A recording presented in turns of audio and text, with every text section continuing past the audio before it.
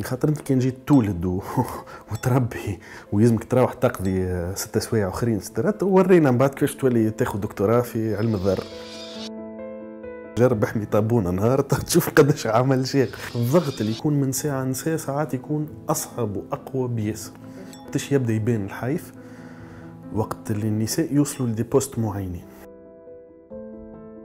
فما انفستيسمون كبير، وين فما فلوس كبيره، وين فما ديزوبورتونيتي ديبانويسمون ما تلقاش نساء من النهار الاول باش تبدا تخدم فيه هي ستيغماتيزي. قبل كنا نعاقبوها قانونيا مهبوله ونحطها في لازيل بسيكاتري. اليوم ما عادش نجموا نعاقبوها قانونيا، فنمارسوا عليها نوع من العقاب الاجتماعي.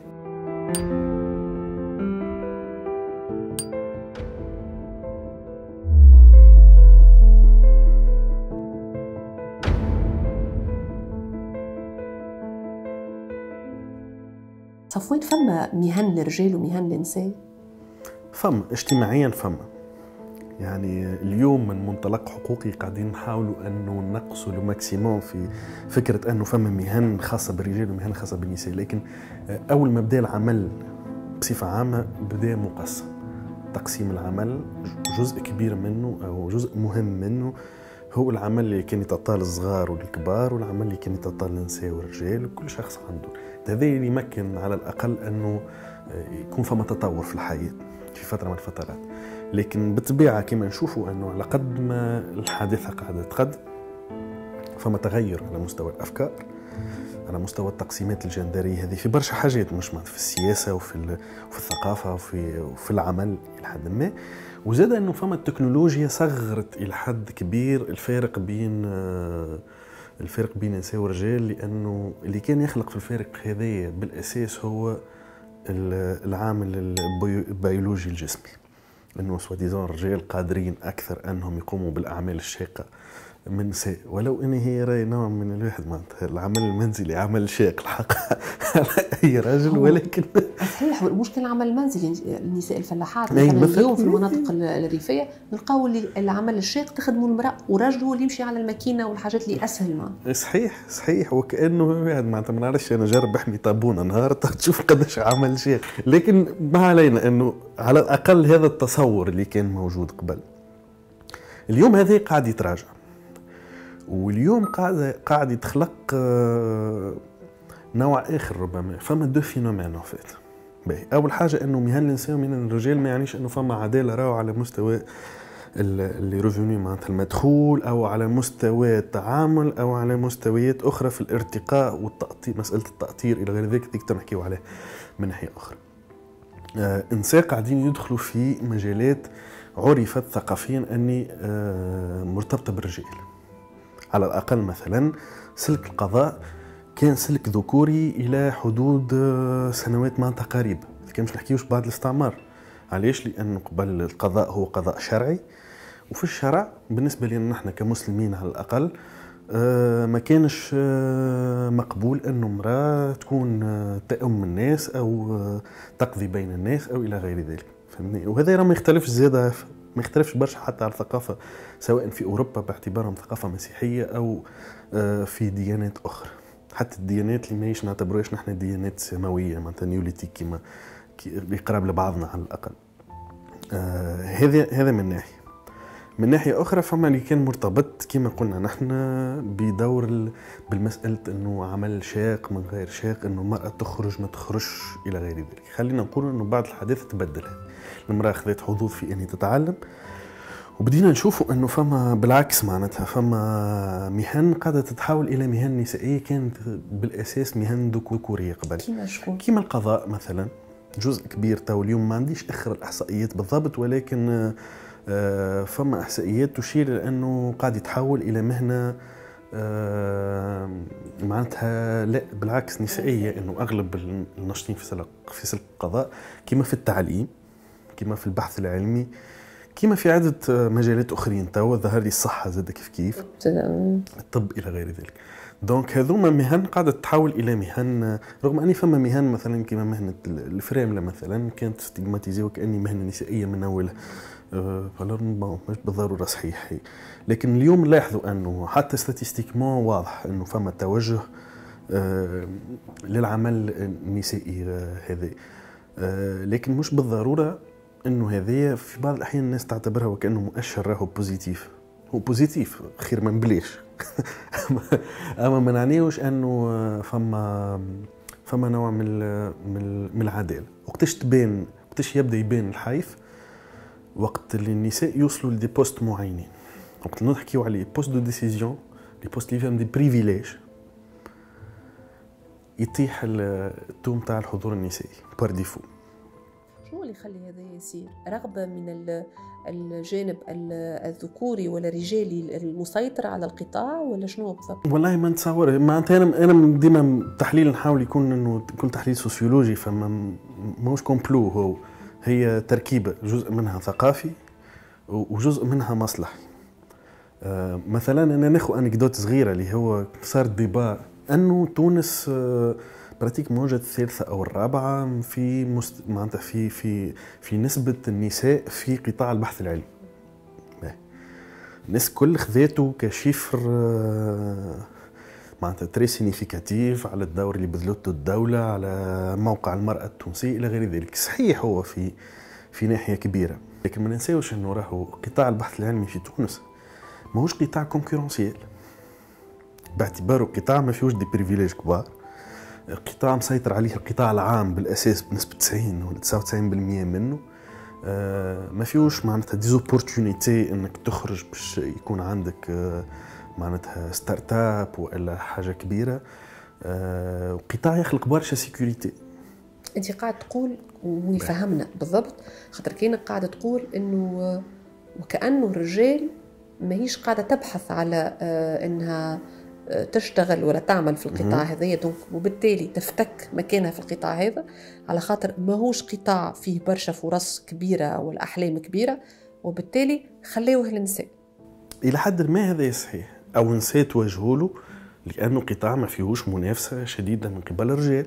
وهذا نلاحظوه مباشرة وقت تمشي لقطاعات الريشيرش ديفلوبمون في القطاع الخاص في الانجينيوري، تتقلب بالآية مباشرة، تلقى أنه أغلبهم رجال. وين فما كونكورونس كبيره، وين فما انفستيسمون كبير، وين فما فلوس كبيره، وين فما ديزوبورتونيتي ديبانويسمون، ما تلقاش نساء. ينجم يكون لي زوز اسباب. راه السبب الاول انه القطاعات هذه فيها اشهرنمون كبير، انه نساء بالطبيعه كنقولوا فماش نساء، مش ما فماش نساء جمله، ما فما نساء يدخلوا يفكوا بلاصتهم بالسيف على الناس الكل. نحكي ظروف خاصه، انت تقول فما ساعات عمل كبيره، فما شروط كبيره من قبل المشغلين، زاد ممكن تتاقلم معها المراه ولا لا؟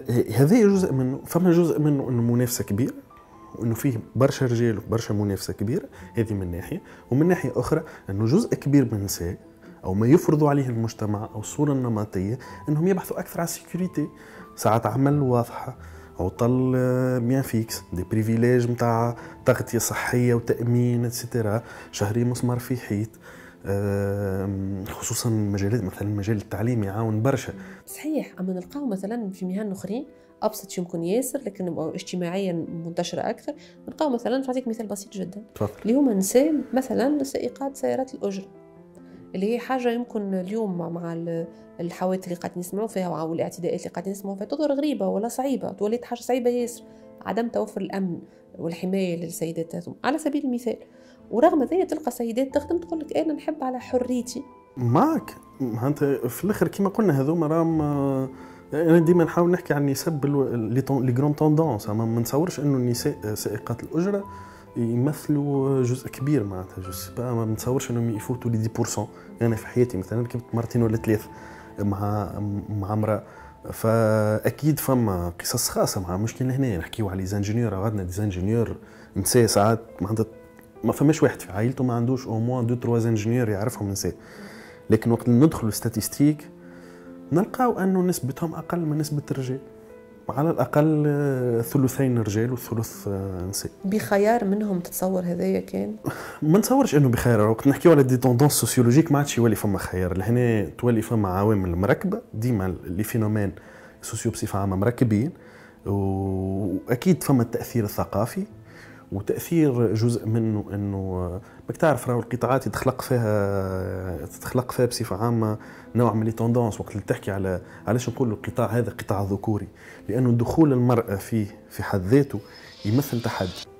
من النهار الاول باش تبدا تخدم فيه هي ستيغماتيزي داخل مثلا كيما نقولوا نحن ما نعرفش انا انجينيور ميكانيك مرأة تقولها للتونسي ساعات ما ينجمش عليه، هو بالنسبه له انجينير ميكانيك معناتها شاد زيوت ويكبس في البولونات سترا مش بالضبط ما يخرجش على امراه. هي بالنسبه له هو ما نجيش ما تخرجش على امراه ان تكون تكنيسيان على الاقل سيدي، ما نقولوش حتى انجينيور وموا تنجم تكون مهندس ميكانيك، مش بالضروره اني باش تخدم مانيويل، لكن ما ينجمش يراها تكنيسيان. هذول الكل موجودين معناتها راهم في القطاعات الكل، ولكن ديما باقليه وديما باش تبدا تواجه في لي بارير هذوك، ولي بارير هذوما راهم كيما نقولوا نحن كومبلكس، جزء منه في العمل، جزء منه من عارفها، جزء منه في دارها سواء راجلها سواء بوها سواء خوها. كيفاش تقبلوا مش حتى راهم الواحد مثلا الضغط اللي يكون من ساعه لساعه ساعات يكون اصعب واقوى بيسر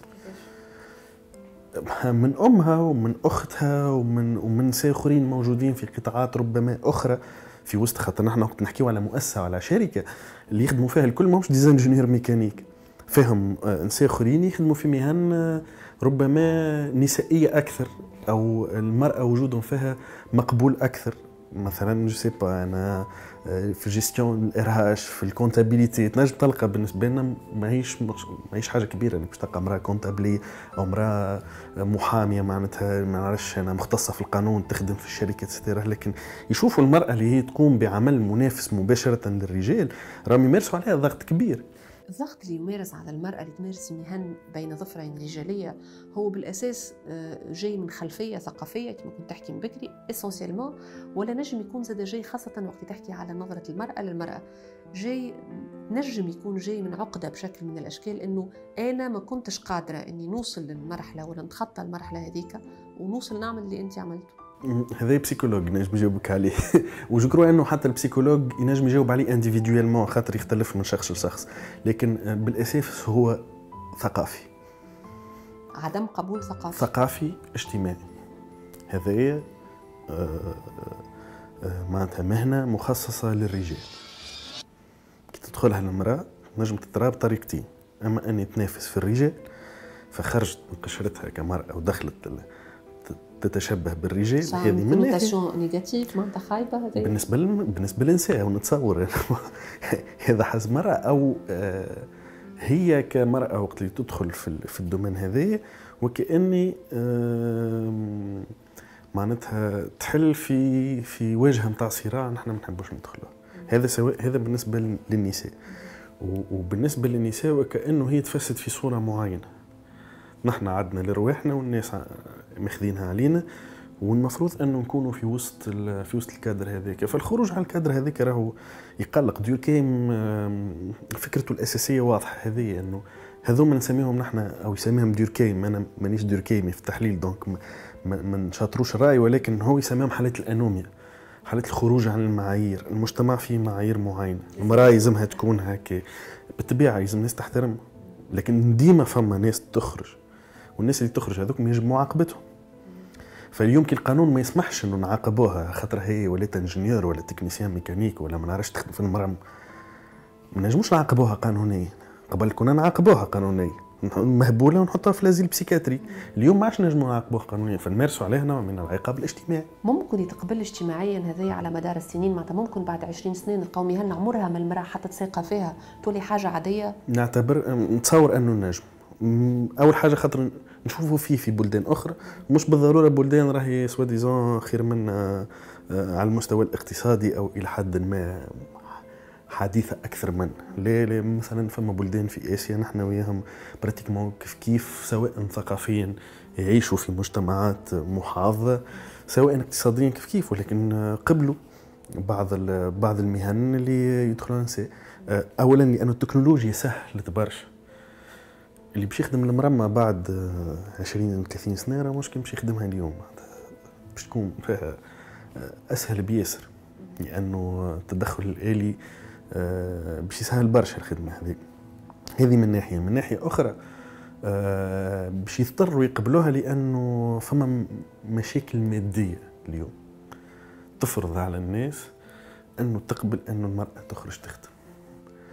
ما ينجمش حتى حد يلوم المراه اليوم تخدم تاكسي. صحيح ربما يقولها رد بالك او يعتبرها اضعف على المشاكل، على البركاجات، على طبيعه الخدمه بطبيعتها ستريسونت ياسر اتسيتيرا، ولكن ما فما حتى حد ينجم يلوم على حد انه يكسب في قوت رزقه، خاطر الناس الكل تعرف براتيكمون قداش الدنيا صعيبه وقداش الناس يلزمها تاكلي، انه ما تخدمش نجم ما تاكلش في الليل. ما عادش كيما قبل اللي الدولة والمجتمع كان يقوم بدور حمائي كبير باش يوفر للناس هذوما الزواولة قوت العيش.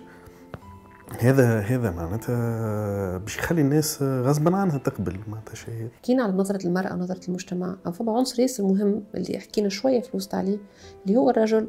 نظرة الرجل في المهنة اللي المرأة تمتهنها وهو يمتهن فيها، معناتها هي داخلة منافسة غريمة ليه في المهنة متاعه، كيفاش يشوف؟ والله بصا ديبون الرجل الانواع. باش يقول لك كيف المرأة انواع. فاذا كان باش نعتبروهم من كفئة اجتماعية بار ديفو، اذا كان هو كفئة اجتماعية مسيطرة في مجال معين والمجال المعين هذا فيه دي بريفيليج قاعدين يتعطاو، فباش يحاول يجندرهم لو ماكسيموم باش يحاول يكسب اكثر. هذه كفئة راهو الفئات عندها استراتيجيات غير واعية.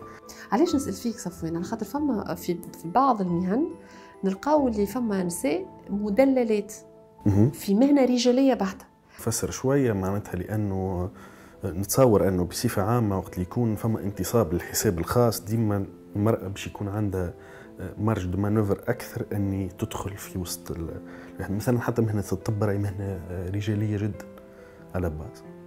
أول مرأة طبيبة تلقاوها في معناتها في أول القرن العشرين، إذا كان مش في آخر القرن 19 معناتها ما كانتش النساء تمارس الطب.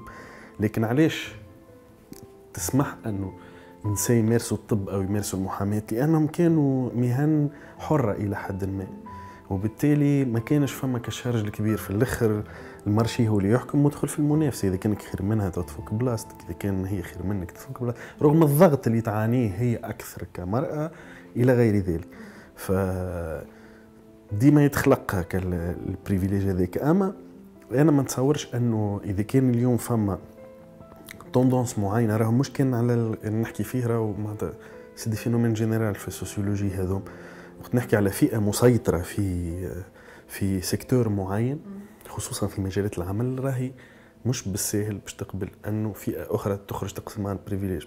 النساء والرجال كيف زاد راهو نجموا نلقاو فئات من نوع اخر، سواء فئات اجتماعية غني فقير شعبي مش شعبي، سواء فئات بتقسيمات ثقافية دينية أو جهوية أو انتماءات ما نعرفش أنا مناطق داخلية مناطق ديما راك باش تلقى النوعية وهذوما لا مساواة اللي موجودة في المجتمع بصفة عامة. وأي فئة تسيطر على أو تحتكر قطاع معين راهي باش تحاول تسكره على الفئات الأخرى، وهذا راهو ينطبق على الجندر. هذا اللي حبيت معناتها نوصله بصفة عامة. وبالتالي لهنا تدخل الدولة والمجتمع المدني والناس يكون موجود، انك تلاحظ انه فما دي سيكتور وين فما توجه انه النساء يمشيوا لهم وقاعدين يلقاو دي بارير، انك تحاول تكسر الماكسيموم لي بارير باش تخلق كما نقولوا نحن تكافؤ فرص للناس الكل. وتنجم بار ديفو تلقى النساء ما يحبوش يمشيوا في مجتمع معين، فما تنجمش تبليجيهم بالسيف. ولهنا انا ماذا بيا جانسيست، راهو ماهوش سيني لهم تاع تخلف لهم تاع دونيه له، لانه كل مجتمع عنده نوع من التقاليد اللي موجوده فيه. واهم حاجه انه الفرد في حد ذاته ينطبق عليه انه هو يكون مرتاح عايش اون سيمبيوز. اذا كان هو ما يحبش معناتها يعيش لو ستريس نتاع ستارت ابور ويكون سكسس ستوري، فهو حر، يكون مراه يكون راجل يكون طفل صغير كبير ما نعرفش يعني هو حر انه ما يدش. واذا كان فئه معينه توجهت اني تعيش، خاطر اليوم ساعات الناس تغزر الانسان بنظره دونيه، ما عندهاش طموح او ما عندهمش طموح او ما يقدوش رواحهم او ما ينجموش يتعلم.